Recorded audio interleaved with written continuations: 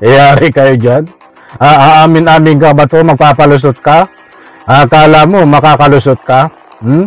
Saan galing nga? Ito nga'y matapos sabihin ni Senator Ronald Bato de la Rosa na namigay si Senator Bongo, dating Special Assistant to the President, ng cash allowance sa mga opisyal ng Philippine National Police. At Itong mga pag-amin ni Senador Bato, na sabi nga niya ay mayroong pinamimigay na pera itong si Bongo, o bagamat nagsisinungaling din itong si Bongo, subalit umamin din ho. Karapatan po ng Pilipino malaman kung sino yung mga ito, mga Ninja Cup. Nabanggit rin po niya, nandyan po rin po yung reward na kanyang sinabi noon, 1 million po sa mga Ninja Cups patay. Pag buhay, kalahating million lang po. Pag lumaban, 2 million. Itong magkaibigan na ito, at nagtuturuan, naglaglagan na lang kayo para lumabas ang katotohanan kaysa magsinungaling kayo ng habang buhay.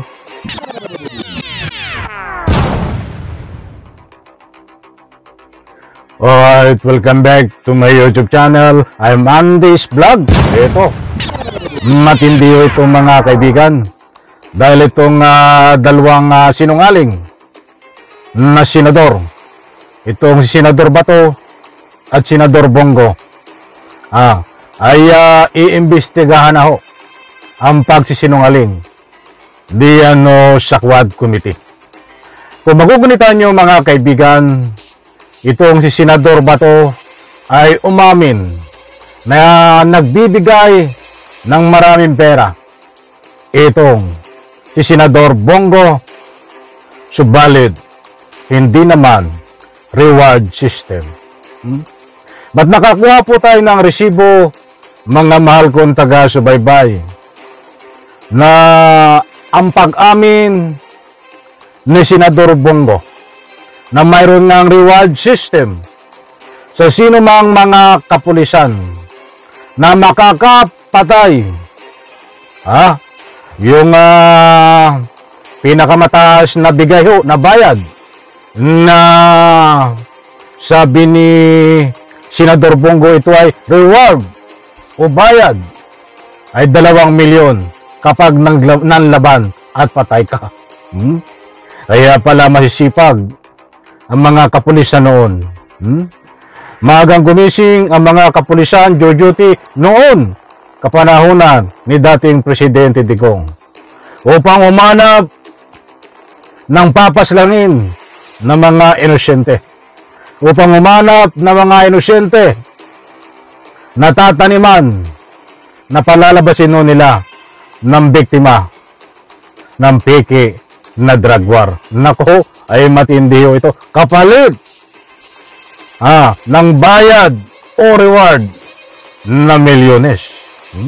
Inamin ho ni Senador ni Bongo yan. Huwag po kayong magalat, bibigyan ko kayo ng anumang resibo dyan. But datapuat sa puntong ito ay inamin din ni Bato na talaga nagbibigay si Bongo ng pera. Ba't ang pagkakamali lang nitong si Bato ay hindi daw po reward yun. Bigay lang. Yan o ang iimbestigahan. Ang pagsisinungaling nitong dalawang ito. Sapagkat kahit umamin no si Bongo na mayroon pong reward ay nauna na po siyang ika nga po'y umamin bago magsinungaling. Paano nangyari yun? Nauna siyang umamin tapos nahuli ang kanyang pagsisinungaling. Dahil nung nakaraang araw ho ay taas noo. Sinasabi ni Bongo walang reward. Pinagtatanggol itong kanyang amo na si Digong. But may lumabas siya na kanyang pag-amin on the record na pwedeng gamitin sa investigasyon diyan sa Quadcom na talagang mayroon pong reward. Kaya sabi ko nga ho, nauna ang pag-amin niya at nahuli ang pagsisinungaling. Paano nangyari yun, mga mahal kong kaibigan? Only in the Philippines. Gusto ko pong ibagi sa inyo itong nag-uumpuga na dalawang senador na mga sinungaling na iimbestigahan diyan po sa Quad Committee. Gustong imbestigahan dahil nakarating na ang mga ebidensya na itong dalawang ito ay nagsisinungaling. Ito po, mga mahal kong taga-subaybay.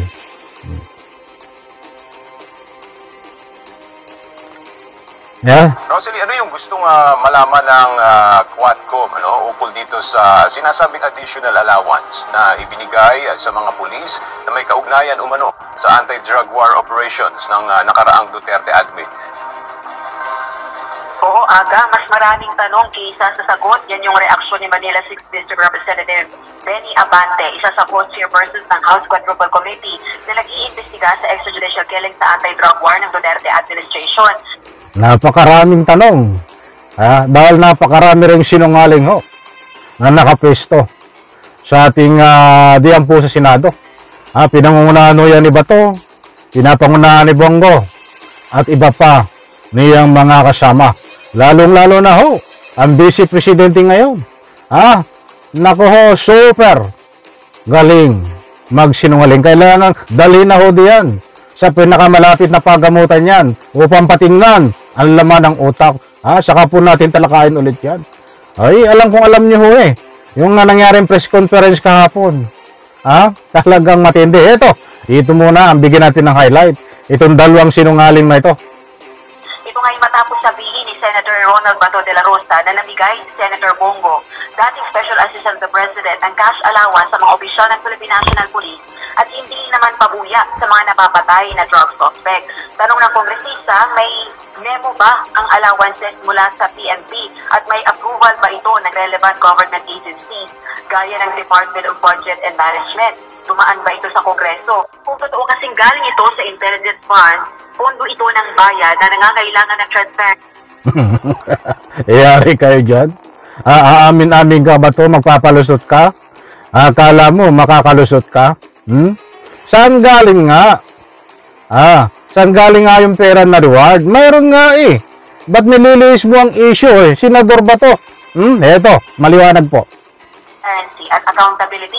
Sina retired Police Colonel at dating Philippine Charity Statistics Office General Manager Rowena Garma at Police Lieutenant Colonel Jovi Espinido na may cash ang naghayag na may cash reward system sa giyera kontra illegal na droga ng Duterte administration.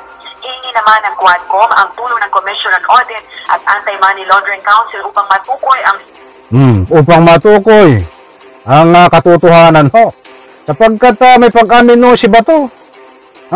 Aaminin niya na may reward, tinuturo si Bongo. I'm sorry, hindi po inaamin niya na may reward. Ito bigay lang daw At isa siya nakatanggap. Ba't ayaw naman kay Bongo ay talagang mayroon pong reward.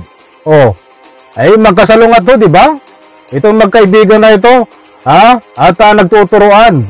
Naglaglagan na lang kayo para lumabas ang katotohanan kaysa magsinungaling kayo ng habang buhay. Tatanda kayo na ika ngay nakatanim sa inyong puso at isipan ang anumang pagsisinungaling bilang suporta nyo sa sinungaling din na inyong po nasidigong. Eto. Source ng sinasabing cash reward system sa anti-drug war. Sa susunod na linggo 2 beses na magsasagawa ng pagdinig ang Quadcom kaugnay ng mga isyong ito. Balik sa iyo, Aga. Maraming salamat, Rosalie Coz. Maliwanag po mga kaibigan na bubusisiin at hahalongkatin itong mga pag-amin ni Senador Bato na sabi nga niya ay mayroong pinamimigay na pera itong si Bongo, bata hindi po reward money. Para bang bigay lang yung pera ng milyones, di ba? Ay sino lulukuhin mo, Senador Bato? Maliwanag po diyan, tinatanggi ni Bato na hindi po reward money, bigay lang Yan ang titingnan ng Quadcom. Matindi mag-imbestiga ang Quadcom. Hindi basta nag-iimbestiga ng mayroon po silang kasama na anumang pagsaliksik upang suportahan ng mga matitibay na ebidensya kung ano man ang dapat imbestigahan. Ay kahit nga ho, yung nandun po sa China o sa Thailand na mga nakakulong, kaya po nilang kunan at nakukuha ang anumang impormasyon, masuportahan lang po ang mga investigasyon nilang ginaganap na hindi po basta muro-muro, bagkos nagkakaroon po ng pag-research na may kaugnayan at nang sa ganun ho, maging transparent din. Ipakita sa taong bayan at karapatan din po ng taong bayan na ang investigasyon po nila dyan ng aid of legislation ay hindi po muro-muro at may katotohanan. Inuulit ko po, hindi naman po, yung bahagi lang po at tulay para makakuha ng anumang sapat at matitibay na ebidensya. Nagiging tulay po ang Quadcom at nasa ganun po gamitin ang anumang nakuhang matitibay na investigasyon. Kung halimbawa ay magrekomendo sila na magsampa ng kaso, ay gagamitin po na yung iba ay ebidensya. Ay sapagkat mayroon pong recommendation sila. Ay katulad dito kay Bato, sa pagsisinungaling ni Bato, ano ang magiging recommendation nila diyan?